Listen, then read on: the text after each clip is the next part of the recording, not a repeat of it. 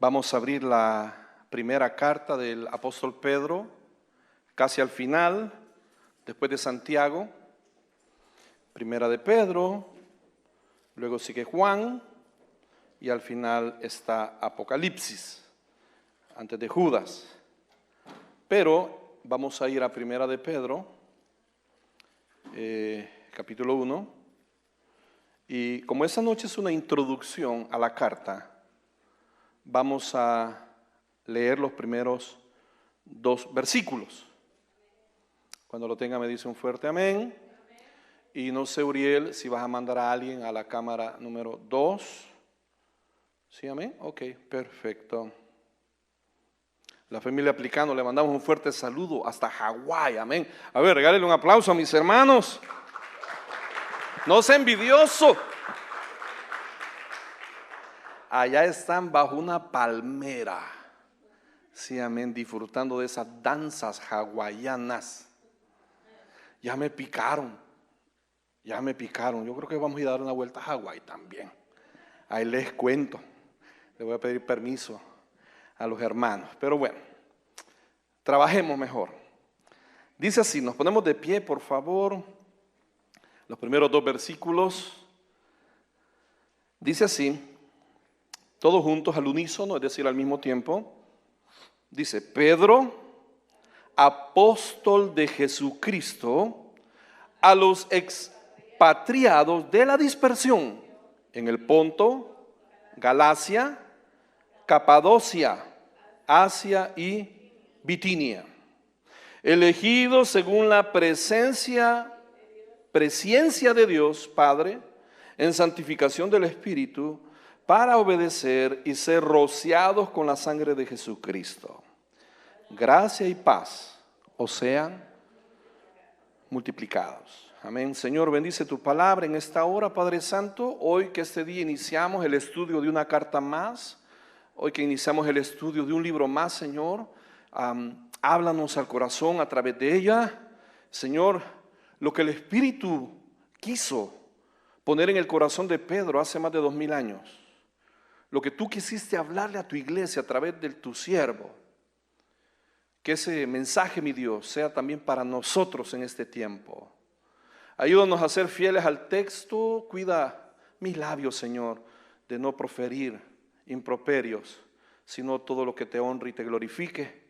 Te lo suplico con humildad, mi Dios, en el nombre poderoso de Cristo Jesús. Y el pueblo de Dios dice, amén. Pueden sentarse, iglesia. Oiga esto, tristeza, frustración, agobio, desánimo. Tristeza, frustración, agobio, desánimo son algunos de los sentimientos, mi hermano, que inundan a quienes sufren. ¿Me sigue? Un corazón que sufre, hermano, está lleno de tristeza. Un corazón que sufre es un corazón que está lleno de frustración. Un corazón sufriente es un corazón agobiado. Un corazón sufriente es un corazón desanimado.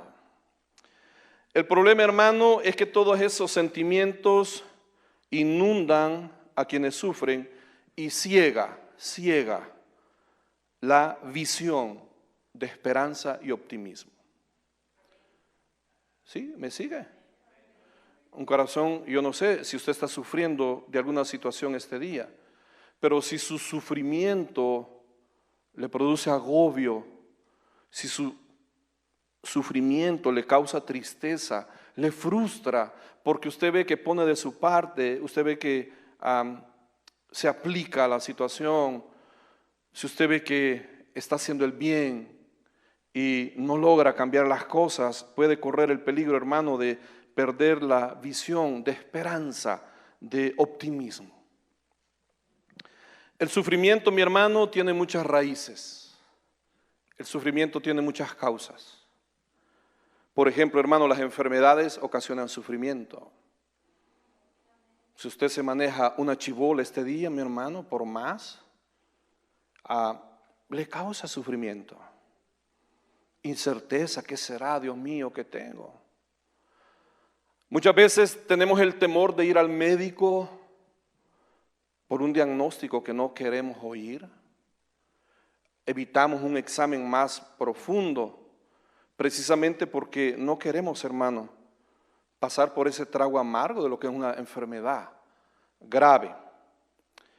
Luego también raíces del sufrimiento, hermanos, es la separación, los problemas familiares, los problemas maritales, los problemas de pareja, hermano, causa de sufrimiento.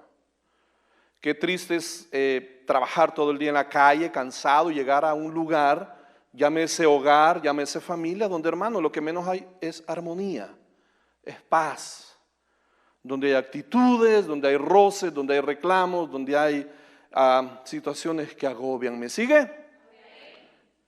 El sufrimiento también, hermano, es causado muchas veces por la injusticia, porque usted no merece lo que pasó, pero igual pasó. Porque no es justo lo que está aconteciéndole, pero pasó. Y le agobia, le entristece e igual le causa sufrimiento. A veces también el sufrimiento tiene como origen la persecución. La persecución. La ha agarrado el jefe con usted, la ha agarrado un manager, la ha agarrado un supervisor, la traen con usted, mi hermano, y si no lo hizo, igual lo molestan. Hay diferentes tipos de persecuciones. Hay persecuciones espirituales, hay persecuciones muchas veces por la raza, porque somos latinos, porque hablamos español, qué sé yo, diferentes situaciones de persecución. Ahora, ¿cuál es el problema del sufrimiento al final, hermanos? Es que tienta a las personas a rendirse, a darse por vencidas. ¿Por qué cuitean muchas personas del evangelio? ¿Por qué muchas personas se retiran? Aparte de porque no quieren dejar su vida que llevan. Aparte de eso. Porque prefieren la vida loca que llevan, prefieren la vida sin freno que llevan. Pero ¿por qué otras personas que tratan de comportarse debidamente, por qué cuitean, por qué abandonan? Precisamente porque a raíz del sufrimiento no ven cambios en su vida. No tienen la paciencia suficiente para dejar que Dios obre. No tienen la paciencia suficiente para atravesar la tormenta, para atravesar la tempestad. No tienen el valor suficiente para atravesar la dificultad, mi hermano, atravesar el fuego con la confianza, con la seguridad que Dios los va a sostener y que les va a dar la victoria al otro lado de la prueba. Cuitean, renuncian. Aquí voy entrando en el tema. Muchos cristianos de la iglesia primitiva, muchos cristianos que vivieron en este tiempo, muchos creyentes que vivieron en el tiempo en el cual Pedro les mandó la carta, oiga esto, sufrieron, fueron maltratados y fueron perseguidos por creer y seguir a Jesús. Muchos de los creyentes a los cuales Pedro les manda la carta, hermano, padecieron persecución. Y no crea que persecución de indirectas. No crea que persecución de doble sentido. Te hiciste cristiano. Ya te lavó la cabeza el pastor. Hoy vas a dejarle los diezmos al hombre para que viva bien y mira tú cómo te matas. No ese tipo de persecución. Estamos hablando de persecución literal que inclusive llegaba al punto de pagar con la vida. Los césares romanos, que era la máxima autoridad del imperio, hermanos, se placían. Había o hubo césares como por ejemplo Nerón, diga conmigo Nerón. Por eso hay ciertos perros que se les pone Nerón, ¿sí? Porque Nerón es sinónimo, es símbolo de una persona déspota, cruel, malvado. Y el emperador Nerón sabe con qué iluminaba los jardines de su palacio. ¿Con qué cree que iluminaba los jardines de su palacio? Con cristianos encendidos como antorchas. ¿Está acá? Empalaban a los cristianos. Empalaban, me refiero a introducirles una lanza, un palo en medio de sus piernas para levantarlos. Les encendían fuego y así es como iluminaba sus jardines en el palacio. Ese tipo de persecución padecía nuestros hermanos. ¿Me sigue? Ahora, Pedro conocía la persecución de primera mano.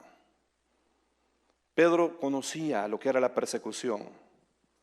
Hermanos, Pedro fue golpeado, Pedro fue apresado, Pedro fue perseguido, Pedro fue vituperado, Pedro fue golpeado.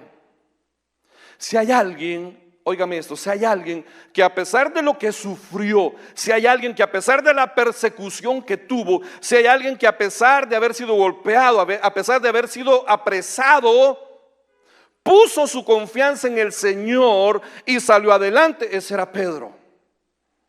Y por eso Pedro se anima, por eso Pedro, guiado por el Señor, le escribe una carta a los hermanos que están padeciendo la misma persecución.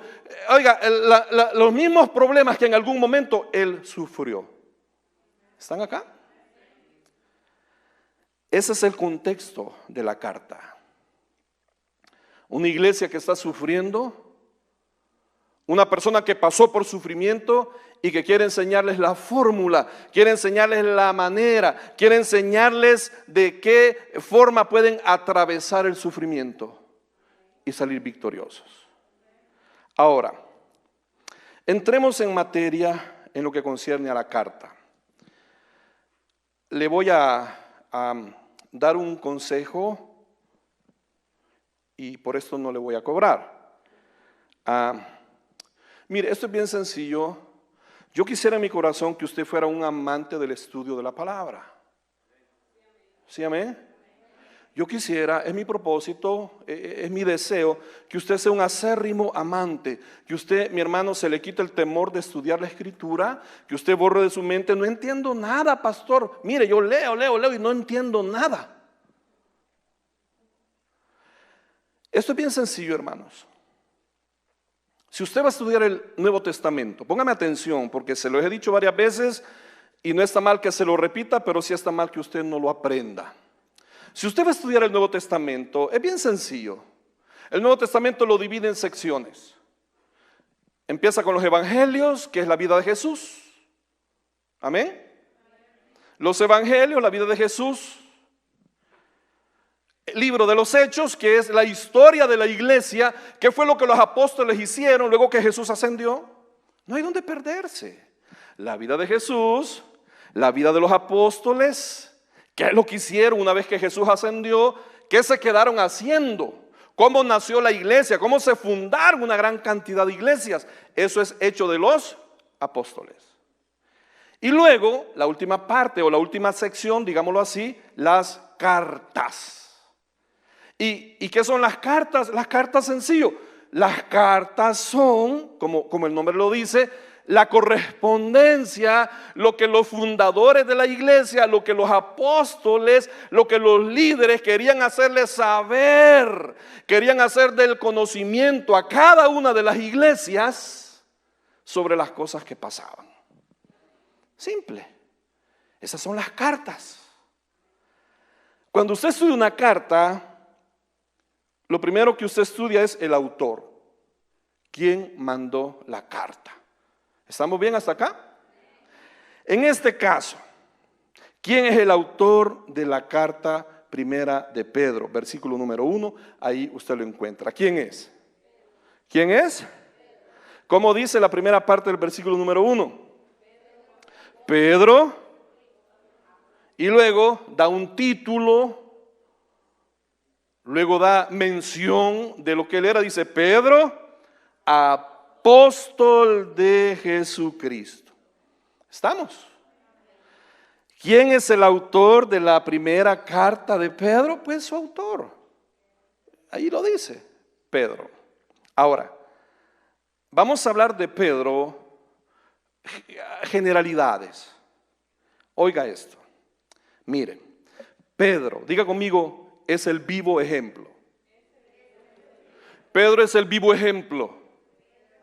Pedro es el vivo ejemplo de lo que Dios puede hacer con una persona que pone su vida en las manos de Él.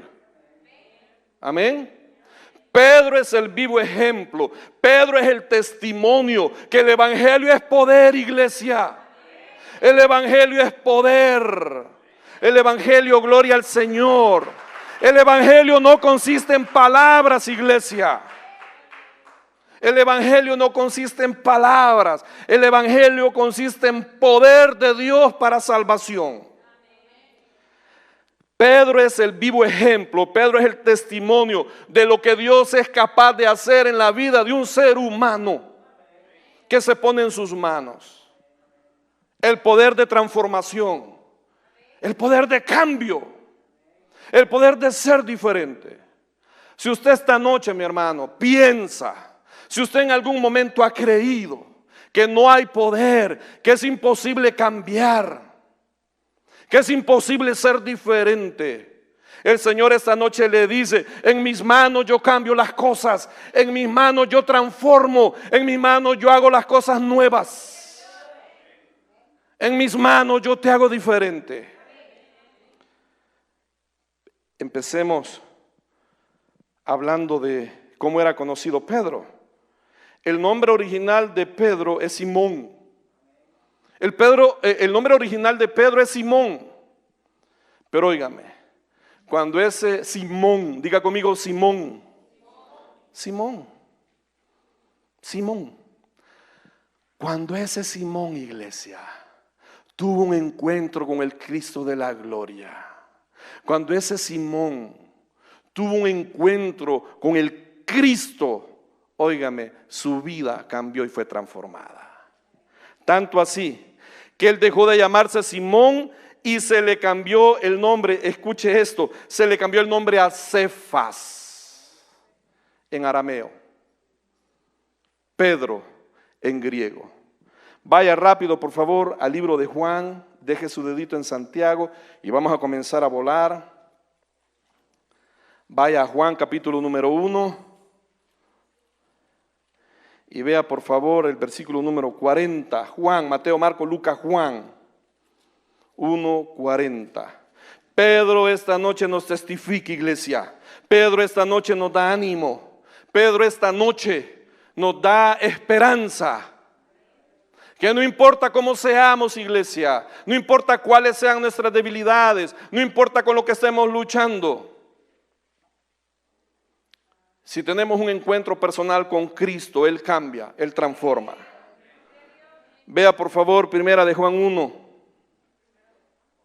Juan, perdón, para ver si están poniendo atención. Juan. Vea por favor el capítulo número 1. Vea el versículo número 40. Andrés, hermano de Simón Pedro, era uno de los dos que habían oído a Juan y habían seguido a Jesús. Este halló primero a su hermano Simón y le dijo: hemos hallado al Mesías, que traducido es el Cristo. Y mire, hermano, qué importante, qué necesario. Por eso el reino de los cielos solo los violentos lo arrebatan. Dice, y le trajo. Yo no sé si lo trajo a la fuerza, coaccionado, no sé cómo lo llevó. Pero me imagino que le testificó con tal autoridad. Le testificó con tal autoridad, iglesia. Le testificó con tal seguridad, con tal aplomo, con tal confianza y fe, que habían encontrado al Mesías prometido, el Cristo de la gloria. Y tal manera fue el testimonio de Andrés para su hermano. Escuche, que oiga esto, lo convenció de ir a ver quién era ese Jesús. Y le trajo a Jesús en el 42 y mirándolo Jesús le dijo, oiga, tú eres Simón, hijo de Jonás. Oiga, tú serás llamado Cefas, que quiere decir Pedro. ¿Qué le parece? Oiga, Dios o Cristo veía a Pedro como lo que podía llegar a ser, aún antes de serlo. Amén. Están al inicio del llamado de Pedro. Están al inicio del llamado de Pedro. No han transcurrido los 3 años de escuela. No han transcurrido los 3 años de discipulado. Y sin embargo, óigame, el Señor tiene más fe que muchos. El Señor tiene más fe de lo que muchos tienen en ustedes mismos. ¿Está acá? Quizás usted no tiene fe en usted. No tiene confianza en usted. De ahí se derivan los celos. De ahí se deriva, mi hermano, tal vez que la manipulen o lo manipulen. Pero el Señor sí tenía fe en Pedro, tanto que de entrada le dice, ok, tú eres Simón y yo te conozco. Tú eres Simón y yo sé quién eres. Eres hijo de Jonás. Eres pescador. Tienes una pequeña empresita de peces, de pescar. Sin embargo, le dice, por fe yo proclamo y yo creo que vas a dejar de llamarte Simón y has de llamarte, ¿qué le dice? Cefas en arameo, que traducido es Pedro, piedra. ¿Qué le parece? ¿Sí, amén? Ese es Pedro. Importante, hermanos, el trabajo misionero de su hermano. Importante. Porque se preocupa, se esmera y se ocupa en traerlo a Jesús, hermano. Importante. Y eso es lo que la iglesia necesita. Necesita, óigame, necesita más Andreses y Andresas que testifiquen con convicción y confianza. Que testifiquen, mi hermano, con seguridad que Cristo cambia vidas. Usted no se preocupe en hablar de la iglesia, en hablar del pastor, en hablar de los líderes. Usted céntrese en la obra de Cristo y crea que Él es capaz de cambiar las cosas. Amén, iglesia. Este es Pedro, hermanos. Pedro.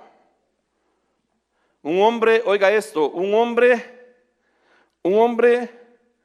franco, un hombre ferviente. Un hombre, iglesia, oiga, un hombre entusiasta, un hombre obstinado, un hombre impulsivo, hermano, a veces hasta atrevido, un hombre que actuaba y luego pensaba, un hombre que primero hablaba y luego pensaba lo que había dicho. Un hombre, hermano, con un gran potencial, pero igual tremendamente, hermano, de mecha corta. Por cuestión de tiempo, y porque no estoy hablando de la biografía de Pedro, yo le animo, yo le invito, yo le exhorto. Si usted quiere aprender más de la palabra, tiene que ser un autodidacta. Diga conmigo, autodidacta. Es decir, usted tiene que estudiar por su cuenta. ¿Sí, amén? Yo le invito, cómprese una tableta. En serio, cómprese una tableta, cómprese un iPad, cómprese, qué sé yo, de la otra marca, yo no sé cómo se llama. ¿Y por qué, pastor? Porque un teléfono muy pequeña la pantalla va a quedar más ciego de lo que estamos. Invierta. Y usted pone, mire, en Google, usted pone biografía del apóstol Pedro. Oh, my goodness, se va a dar gusto, mi hermano. En lugar de estar viendo TikTok absurdos y tontos. ¿Están acá? No le gustó, ¿verdad? En lugar de estar viendo, hermano, pura tontera. Biografía del apóstol Pedro. Oh, y va a empezar a leer. Si no, vaya a la librería y compre un diccionario bíblico ilustrado. un diccionario bíblico ilustrado, y se va y busca a Pedro y ve la biografía. Hermano, Dios le va a hablar. Dios le va a hablar. Oiga, solo le voy a ilustrar para que tenga idea. Un hombre impetuoso.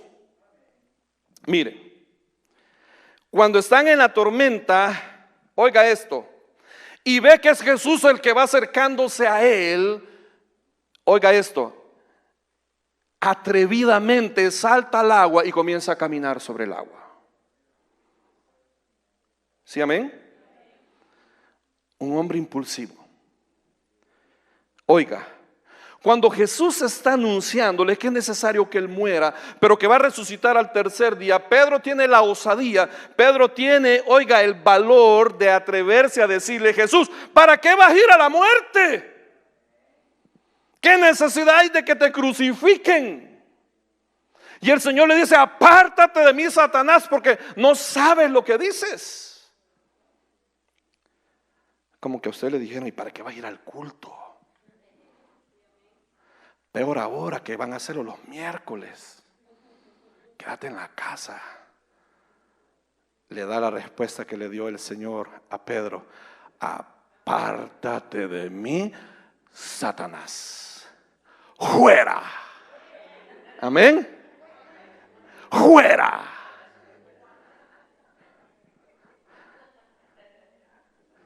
Estoy hablando bien salvadoreño. Fuera.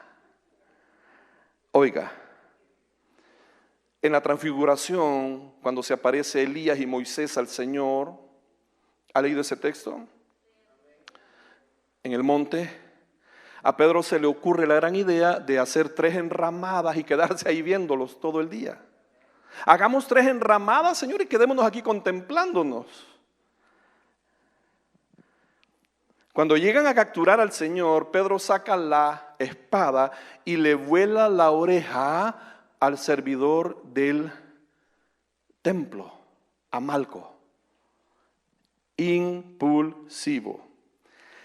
Y la cereza del pastel: jamás te negaría, nunca te abandonaría, Señor. ¿Se identifica alguno? Jamás. ¿Y qué le dijo el Señor? Antes que el gallo, ¿qué le dice? ¿Qué le parece? Ese era Pedro. Pero en las manos del Señor, Pedro llegó a ser, oiga, columna de la iglesia. Vaya por favor a Gálatas 2:9, ya para ir cerrando acerca del autor. Gálatas 2:9, más atrás, o más adelante, perdón. Hechos, Romanos, Corintios, Gálatas. Gálatas 2:9. Pedro llegó a ser columna de la iglesia, hermanos. Ese hombre impulsivo, ese hombre, oiga, ese hombre ferviente. Gálatas 2:9. Y reconociendo la gracia que me había sido dada, Jacobo, Cefas, que es Pedro, y Juan, que eran, ¿qué dice? Considerados como columnas, nos dieron a mí y a Bernabé la diestra en señal de compañerismo. Pedro llegó a ser columna de la iglesia, hermanos. Pedro llegó a ser, qué precioso iglesia. Pedro llegó a ser columna. Pedro llegó a ser sostén de la iglesia. Ese hombre impulsivo llegó a ser columna de la iglesia. Y yo le pregunto, iglesia, ¿qué le impide ser columna de su iglesia? ¿Qué le impide? ¿Qué le impide tener ese privilegio? ¿Sabe usted que sobre las columnas recae todo el peso de la estructura? ¿Sí? ¿Sabe que hay paredes falsas? Sí, aquí está Víctor, los que trabajan en construcción. ¿Sabe que hay paredes falsas? Hay paredes que no tienen ningún peso sobre ellas. Sabe que a la hora de una remodelación dice, podemos botar esta pared, y en los planos los arquitectos, los ingenieros o el maestro de obra, como quiera llamarle, dice, no es una pared falsa, no hay ningún peso sobre ella, no hay ningún problema de quitarla. Podemos demolerla porque no hay peso sobre ella. Amén. Pero cuando son columnas y descansa el peso de la estructura sobre ellas, no se pueden mover, porque altera las fuerzas de toda la estructura y corre el riesgo de que se venga para abajo el edificio. Por eso muchas personas van y vienen. Por eso muchas personas, mi hermano, no importa que estén o no estén. Por eso muchas personas, mi hermano, no huelen ni hieden.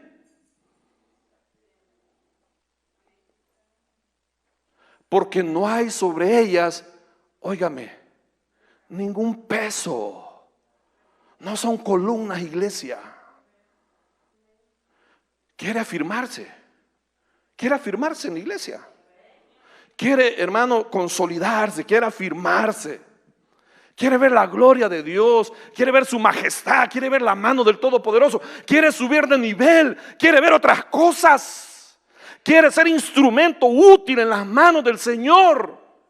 Quiere dejar de llevar un evangelio insípido. Quiere dejar de llevar un evangelio somero, lisonjero, así, a medias. Conviértase en columna. Conviértase en columna. Conviértase en columna. Acepte peso, responsabilidad. Ore por sus pastores, métase al grupo de intercesión. Porque si usted pensaba que le iba a decir, soporte la iglesia, soporte carga de dinero, no solo con dinero, iglesia. Sostenga a sus pastores, sostenga a sus líderes en oración. Métase en intercesión e interceda por sus pastores, por sus líderes, por sus directivos, por los servidores. Lleve sobre sus hombros la carga de lo que es correr la iglesia. Y yo le aseguro, su vida no va a ser igual. Pedro lo demuestra. Columna de la iglesia. Amén. Ese era Pedro. Dicho sea de paso, y como le digo, podría pasar hablando toda la noche de Pedro, pero no es el punto.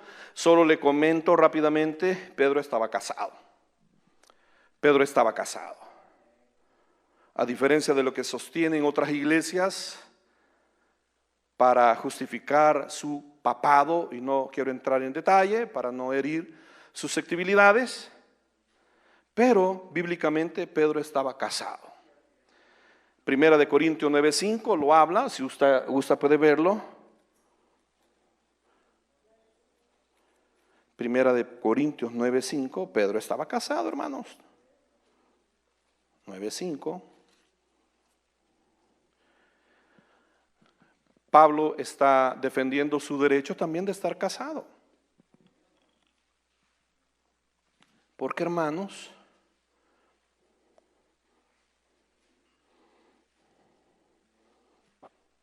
a no ser que tenga don de continencia, de abstinencia, dice la palabra, no es bueno que el hombre esté solo. Bueno le sería al hombre, dice, no estar solo. Dice, no tenemos derecho de traer con nosotros una hermana por mujer, como también los otros apóstoles y los hermanos del Señor. ¿Y quién dice? Cefas. Ahora, no me venga a justificar, porque esto es lo que hacen. Por eso a mi hermano, mire, ponerme a discutir o ponerme a, no discutir, ponerme a debatir con un necio, créame, no pierdo el tiempo. no me gusta. No me venga a decir, es que este es otro Cefas. O sea, esa es la salida más olímpica para justificar que Pedro era soltero. Y que su primer líder de esa iglesia era soltero. Dice, no, este es otro Cefas. Cefas 1, Cefas 2, Cefas 3. O sea, está hablando Pablo que ¿qué tiene de malo traer esposa? Así como los otros apóstoles, así como los hermanos del Señor. O sea, también el Señor tenía hermanos y dicho sea de paso, eran casados, o como también Cefas traía esposa. Y si quiere cerrar así con broche de oro el punto, recuerde que Jesús sanó a la suegra ¿de quién? O sea, Pedro tenía esposa. Por ende, el primer líder de esa iglesia que usted tiene en la mente fue un hombre casado. Amén. ¿Sí, amén? Ok. El autor, los destinatarios. En la carta vimos el autor, los destinatarios. Vaya a Pedro de nuevo. Los destinatarios, es decir, ¿a quién va dirigida la carta? ¿A quiénes se la mandó Pedro? ¿Quiénes la recibieron? Pedro, apóstol de Jesucristo, a los expatriados de la dispersión en el Ponto, Galacia, Capadocia, Asia y Bitinia. ¿Quiénes eran, hermano? Los cristianos judíos que fueron esparcidos por el mundo como consecuencia de la persecución. ¿Están acá? ¿A quiénes va dirigida la carta? A todos los cristianos que eran judíos y que debido a la persecución que se levantó, debido a la persecución tuvieron que huir de Jerusalén, tuvieron que huir de sus alrededores de Jerusalén e irse a otras ciudades, irse a otros lugares. ¿Por qué? Porque la persecución era demasiado grande. A ellos va dirigida la carta. Pastor, ¿y a dónde lo ve? Vaya a Hechos capítulo 8. Hechos 8. Ahí está la base de la persecución. Hechos 8:1. Cuando lo tenga me dice un fuerte amén.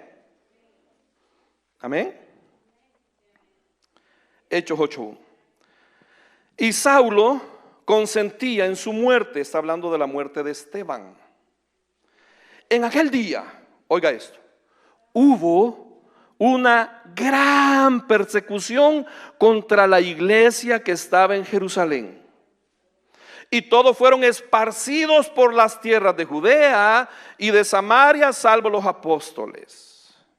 Y hombres piadosos llevaron a enterrar a Esteban e hicieron gran llanto sobre él. 3.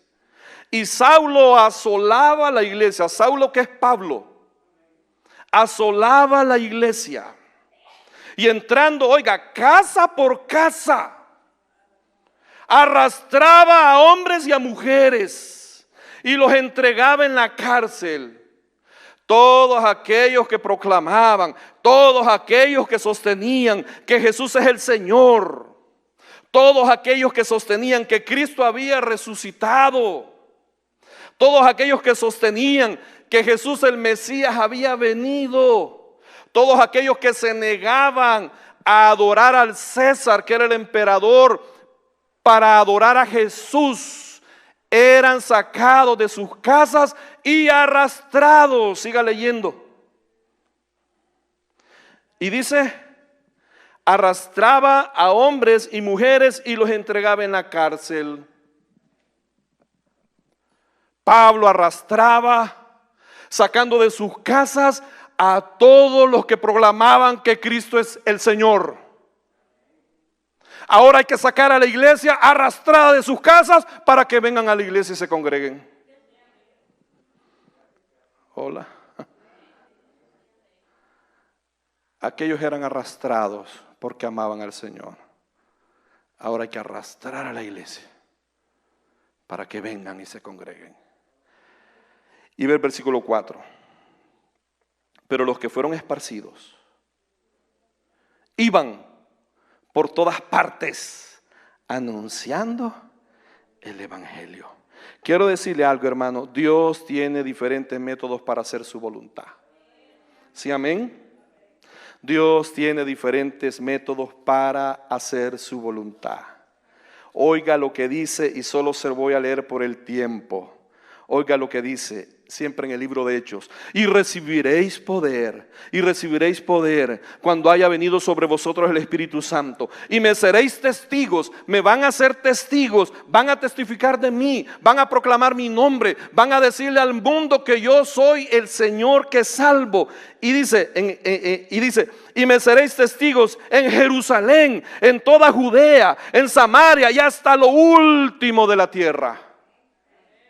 Esa era la promesa de Dios.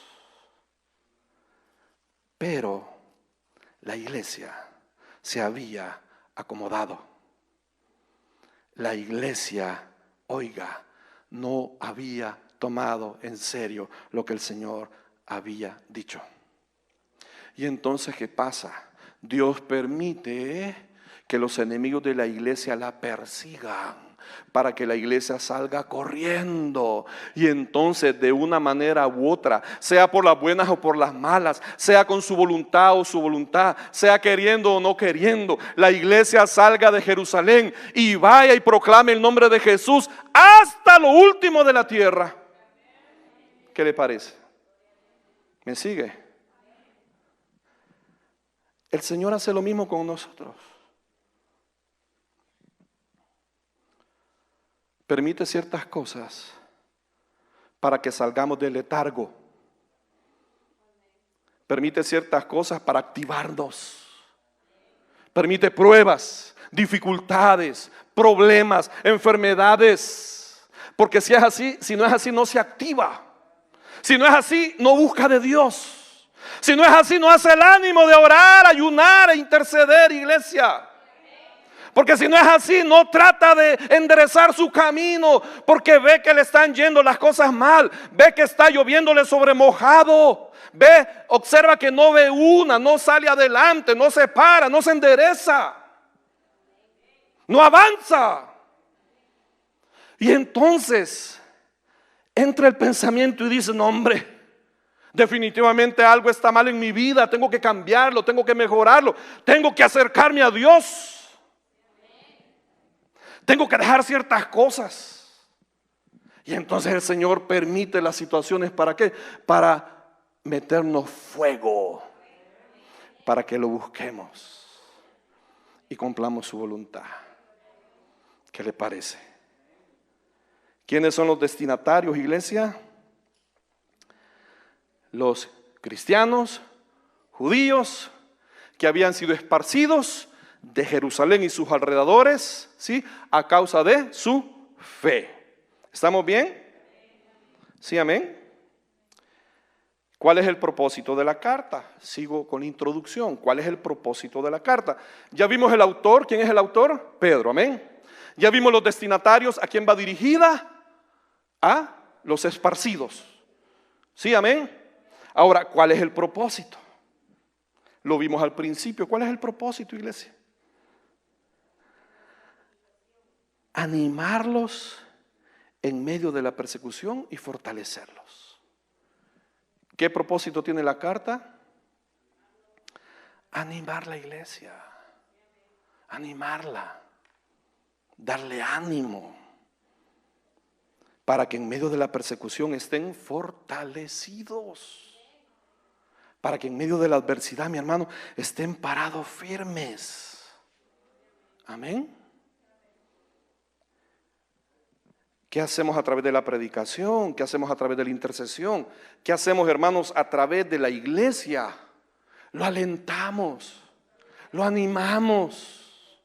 Sí, amén. Le damos palabra, le recordamos las promesas del Señor, exaltamos al Señor con su poder.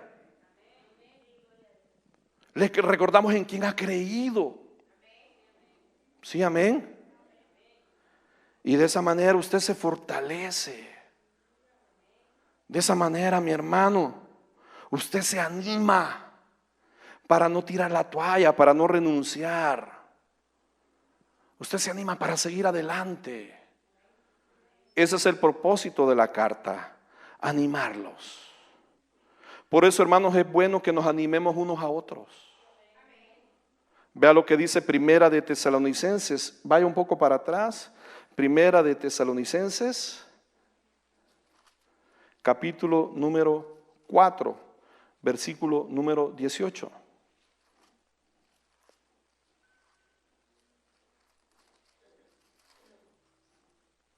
Vea lo que dice.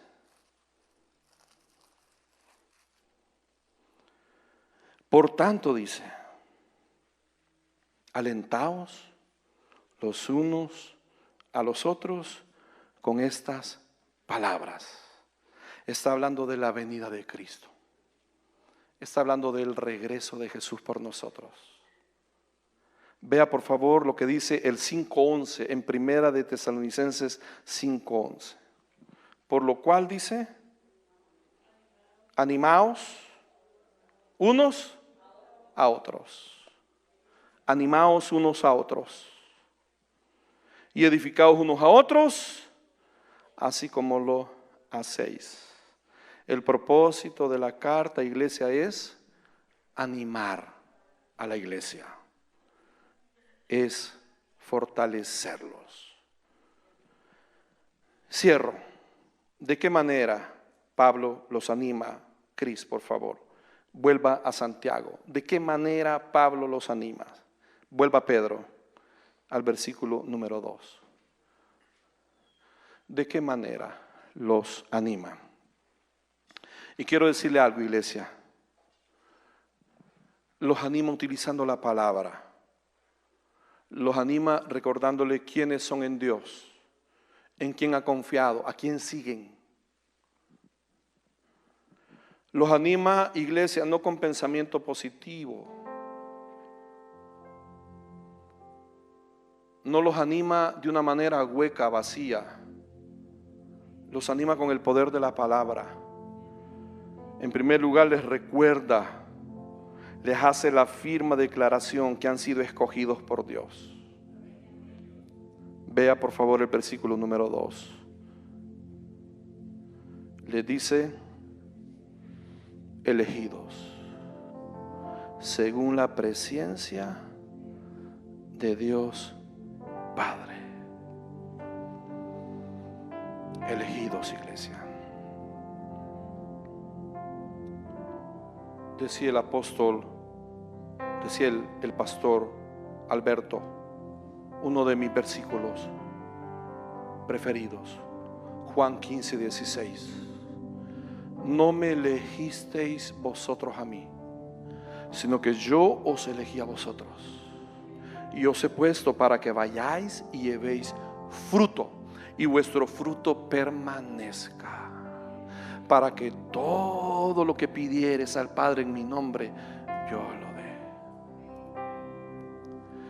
Hermano, cuando usted está seguro que ha sido elegido, no hay nada ni nadie que lo mueva. Nada ni nadie. Irrevocables son los dones y el llamado, iglesia. Y cuando usted está seguro que fue elegido por el Señor, no hay nada que le robe el sueño, iglesia. Ni la muerte. Nada. Usted confía en sus promesas. Confía en la paternidad divina. La paternidad divina, iglesia. Él es su padre. Usted es su hijo, iglesia.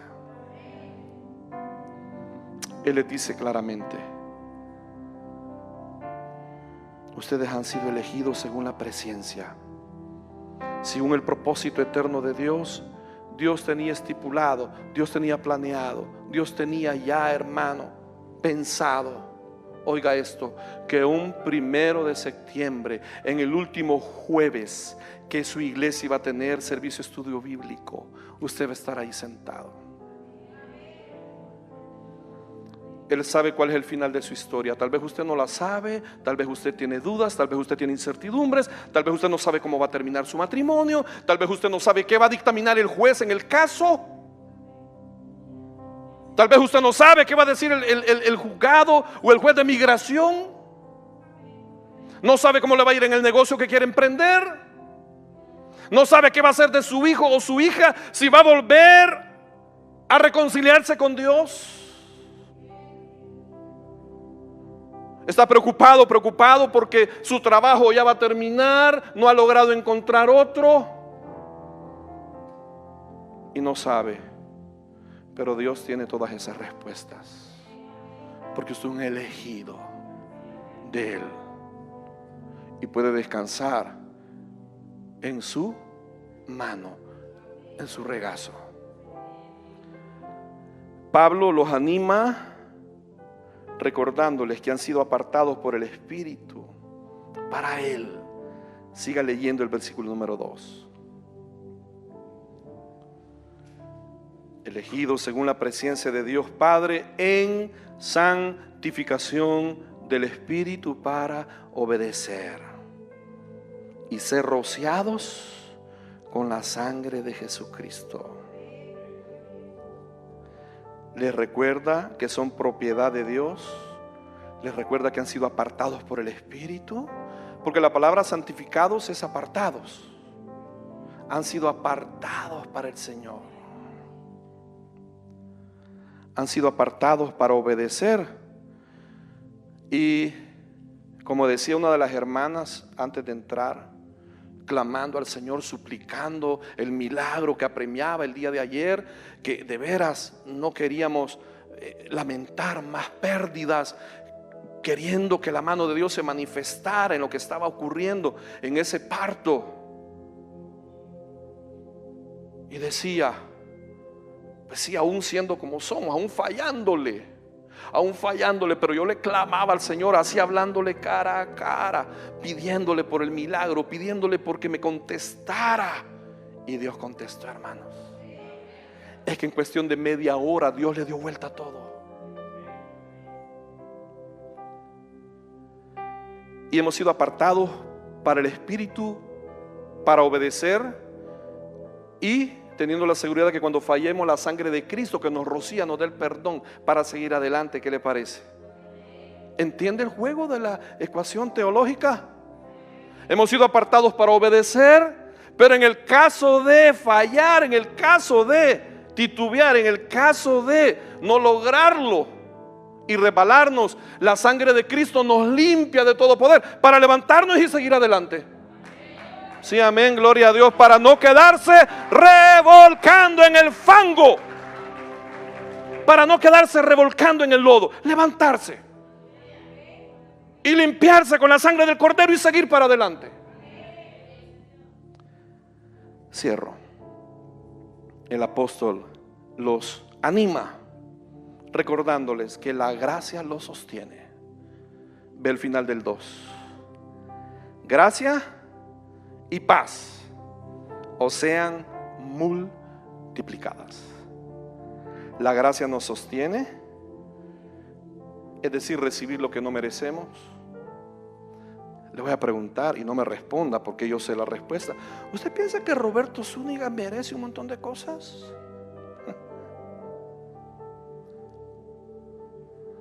Yo sé lo que está pensando. ¿Usted piensa que Roberto Zúñiga merece muchas cosas de las que tiene? Y sin embargo su gracia nos tiene acá. El recibir lo que no merecemos nos tiene acá. ¿Está acá? Igual que su vida. Hay muchas cosas que usted no merece, hermano. No me vea solo de allá para acá. Hoy aplíquese usted la vara. Cállate, cheque. Usted también tiene su historia. Usted también tiene cola que le pisen. Sí, amén. Tamaña cola entre las patas. Pero, sin embargo, Dios por su gracia nos da lo que no merecemos. Sí, amén. Y al final, Pedro anima a la iglesia recordándole la gracia que nos da lo que no merecemos y la paz que debe imperar en nuestros corazones aún en medio de cualquier problema. ¿Qué dice al final? Gracia y paz sean multiplicadas. ¿Estás sufriendo? La gracia la va a sostener y le va a llenar de paz. Está dura la cosa, pastor. Yo mejor ni le cuento para no aburrirlo. Pastor, está difícil. Aquí donde me ve esta cosa no se le ve detalle. Peor están las cosas. De la última vez que hablamos, ahorita, pastor, eso está peor todavía. Pero Él con su gracia nos sostiene y su paz nos ayuda a pasar al otro lado. Y ese es el mensaje que Pedro le da a todos esos expatriados que salieron huyendo de Jerusalén y sus alrededores, que hicieron vida en lugares remotos y lejanos, pero que tienen a Jesús siempre en su corazón. Así que esta noche, iglesia, es la introducción. La otra semana, miércoles, entramos ya con el libro de lleno. Amén. Y termino porque si no usted dice amén. Bendiciones, iglesia. Denle un fuerte aplauso al Señor. Amén. A ver, pongámonos de pie. Gloria al Señor. Gracias, Señor. Gracias por tu palabra. Gracias, Señor, por tus enseñanzas. Gracias porque a través de la vida de estos hombres que te sirvieron podemos tomar ejemplo, podemos tomar ánimo, podemos tener esperanza que también nosotros podemos llegar a ser quien tú sueñas, anhelas y deseas que seamos. Yo en esta hora, mi Dios, levanto una oración ferviente, levanto una oración de lo más profundo de mi corazón, por todos y cada uno de nosotros, por todos y cada uno de los que están sintonizando la transmisión.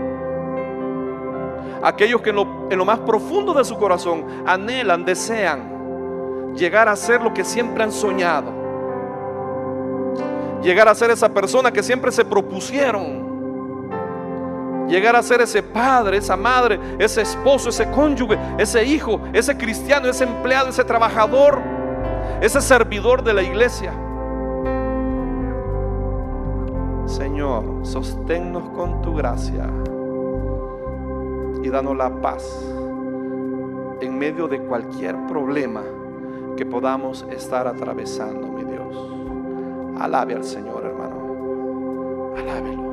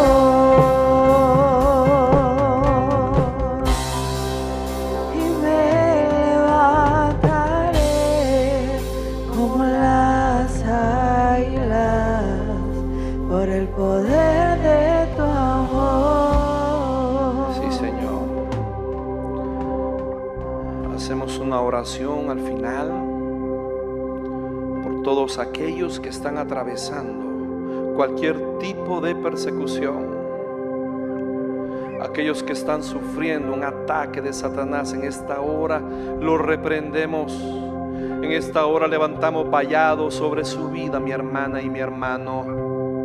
En esta hora levantamos vallado, unimos la oración de todo un pueblo a favor suyo, para que cualquier ataque de Satanás, cualquier dardo, cualquier legión que se haya levantado contra su familia, cualquier legión que se haya levantado contra su corazón, contra sus hijos, sus finanzas, su salud, En el nombre todopoderoso de Jesús, huya.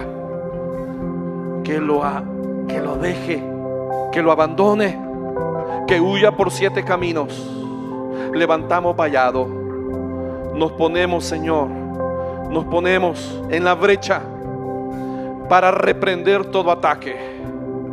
Que por donde vino desaparezca. Que, Señor, mengue, que se acabe todo ataque. Que esta noche ese corazón angustiado, ese corazón entristecido, hermano, por favor, 2 minutos, solo ayúdeme a orar.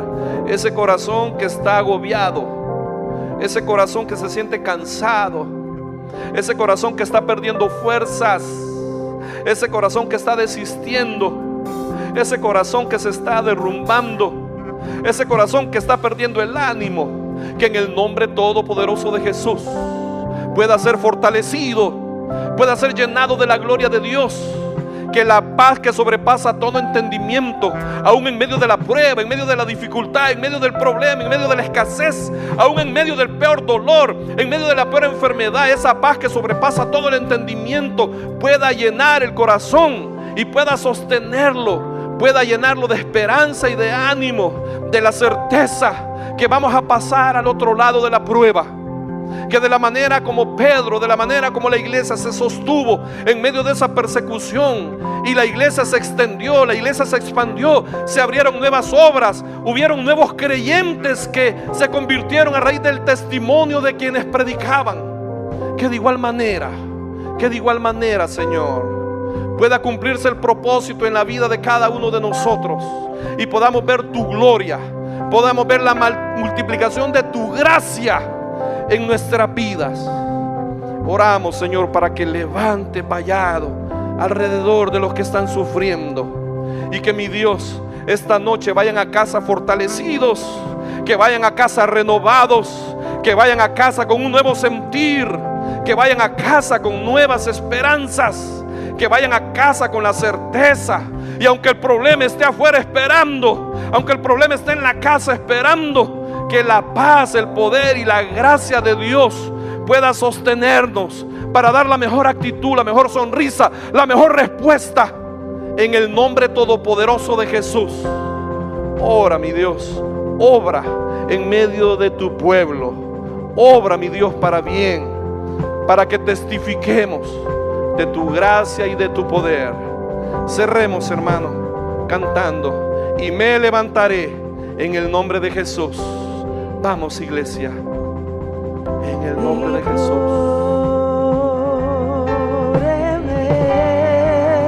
Con tu amor rodéame.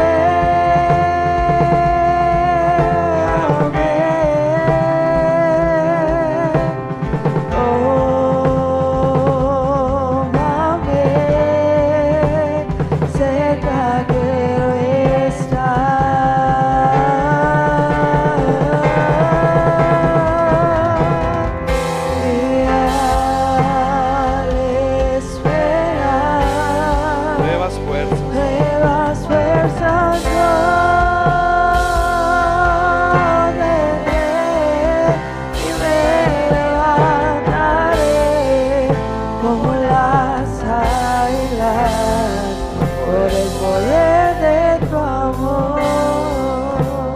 Gracias, Señor.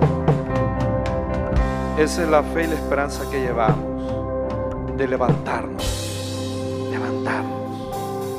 en el nombre todopoderoso de Jesús, Señor. Llévanos ahora con bien a casa. Guárdanos en el hueco de tu mano, protégenos. Que cerremos la semana de la mejor manera, mi Dios, y que seamos guardados en el hueco de tu mano. Gracias, Señor, porque es en el nombre sobre todo nombre, es en el nombre de Cristo Jesús que te oramos, y el pueblo de Dios dice amén y amén. Denle un aplauso al Rey, hermanos. Nos vemos el sábado con el favor de Dios. Feliz noche.